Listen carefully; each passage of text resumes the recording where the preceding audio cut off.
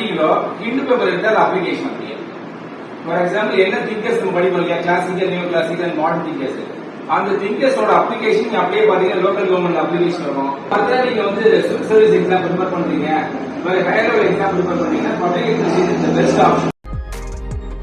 தமிழ்நாட்டில் MA public administration படிக்கணும்னு நினைக்கிறீங்கன்னா one of the best institutes வந்து நம்ம காலேஜ் தான். Get the best teaching faculty, get the best research department that you can, and you get so much of exposure. Public administration also gives you opportunity to travel abroad.